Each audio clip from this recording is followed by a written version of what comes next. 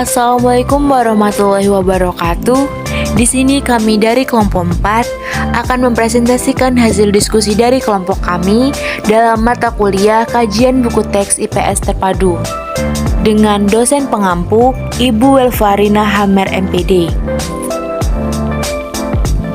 Berikut adalah nama-nama anggota kelompok 4. Yang pertama Adelia Azahra, yang kedua Amelia Tiara Putri, yang ketiga Elisa Pratiwi, keempat Endah Aulia, kelima Helda Bella Rahmawati, yang keenam Luki Suciati, yang ketujuh Marvina Sari, dan yang terakhir Septiana. Materi kami yaitu jenis bahan ajar dan persyaratan buku teks.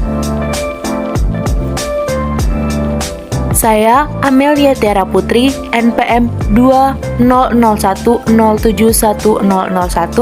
akan memandu dalam presentasi kali ini dengan pembahasan 1. Pengertian bahan ajar, 2. Jenis-jenis bahan ajar, 3. Teknik menulis bahan ajar, 4. Poin penting menyusun buku teks, yang terakhir syarat-syarat buku teks yang baik dan benar. Langsung saja, untuk materi yang pertama akan dijelaskan oleh rekan-rekan saya. Baik, terima kasih moderator atas kesempatannya. Nama Adelia Azahra, NPM 2001070001. Di sini saya akan menyampaikan materi tentang pengertian bahan ajar. Bahan ajar adalah seperangkat materi atau substansi pembelajaran teaching material yang disusun secara sistematis menampilkan sosok utuh dari kompetensi yang akan dikuasai siswa dalam kegiatan pembelajaran. Pada dasarnya berisi tentang pengetahuan, nilai, sikap, tindakan, dan keterampilan yang berisi pesan, informasi, dan ilustrasi yang berupa fakta, konsep, prinsip, dan proses yang terkait dengan pokok bahasa tertentu yang diarahkan untuk mencapai tujuan pembelajaran. Baik, terima kasih. Saya kembalikan kepada moderator. Terima kasih moderator. Saya Elisa Pratiwi, NPM 2001071007. Materi yang selanjutnya adalah fungsi bahan ajar. Yang pertama, pedoman bagi pengajar yang akan mengarahkan semua aktivitasnya dalam proses pembelajaran. Yang kedua, pedoman bagi siswa yang akan mengarahkan semua aktivitasnya dalam proses pembelajaran. Yang ketiga, alat evaluasi pencapaian atau penguasaan hasil pembelajaran.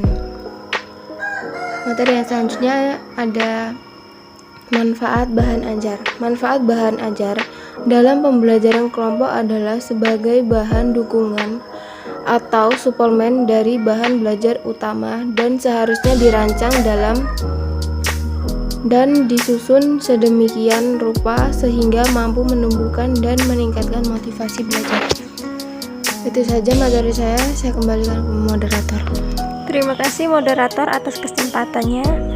Nama Endah Aulia, NPM 2001071009.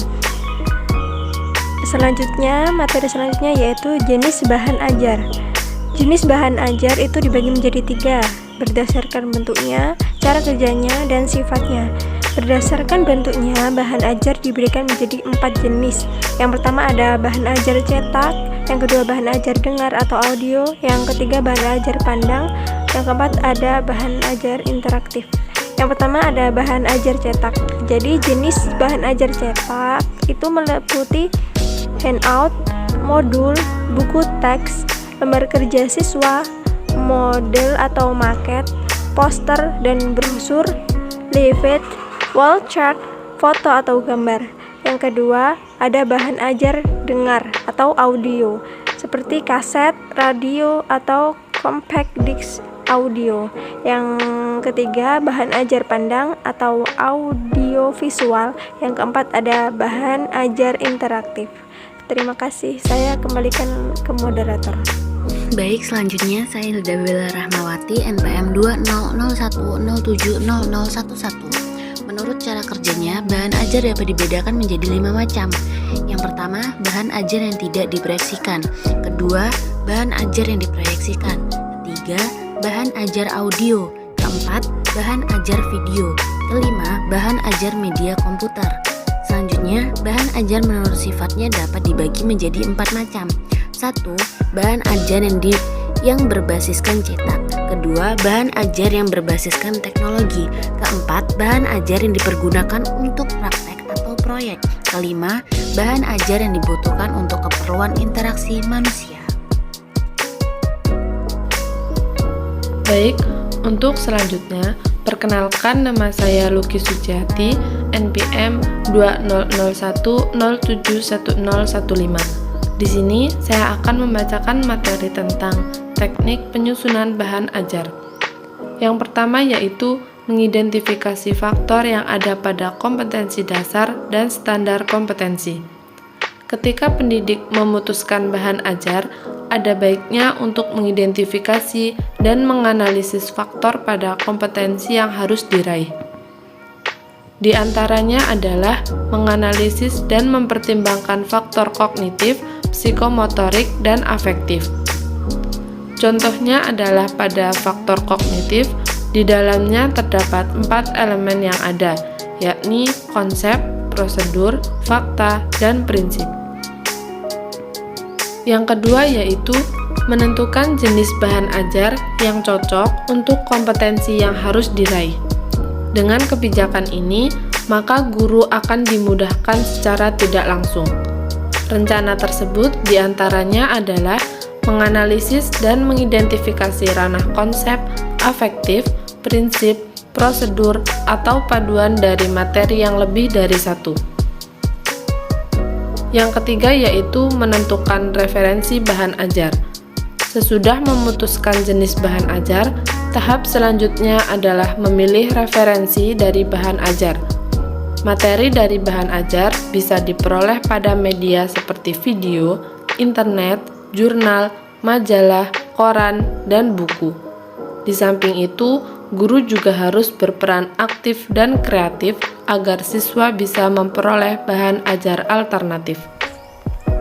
Materi selanjutnya akan dilanjutkan oleh saya, Marvina Sari, NPM 2001070017. Poin penting menyusun buku teks. Ada beberapa poin penting dalam menyusun buku teks. Yang pertama, buku teks sebagai penunjang program pembelajaran.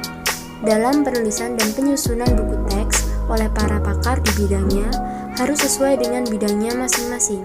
Setidaknya ada beberapa cabang ilmu. Yang kedua, buku teks sebagai rujukan menentukan materi. Menyusun buku teks tidak boleh disusun secara sembarangan. Ada beberapa tahap proses, salah satunya mengikuti kurikulum yang berlaku. Yang ketiga, buku teks disusun dengan syarat tertentu. Apa saja syaratnya? Yang pertama, harus menarik, menantang, merangsang, bervariasi, dan bahan yang mendalam. Baik, selanjutnya saya Septiana, NPM 200107027. Di sini saya akan menjelaskan tentang syarat-syarat buku teks yang baik dan benar. Yang pertama yaitu syarat penerbit. Penerbit adalah faktor penentu pada saat buku dicetak. Nah, dalam sebuah prosedur penerbitan biasanya terdapat penyunting yang terkadang tidak memiliki kapabilitas mengenai apa yang disunting. Nah, dalam kasus ini biasanya guru harus memeriksa reputasi penerbit dan penulis buku teks profesional di bidangnya masing-masing. Selain itu, biaya buku teks dan kemampuan penerbit logistik, sistem distribusi, dan layanan pelanggan. Yang kedua yakni syarat fisik. Kriteria yang berkaitan dengan fisik karakteristik buku teks pelajaran yakni seperti desain cover, tata letak teks, ukuran cetakan, kualitas pencetakan, kualitas kertas, berat buku, dan daya tahan. Yang ketiga, syarat isi.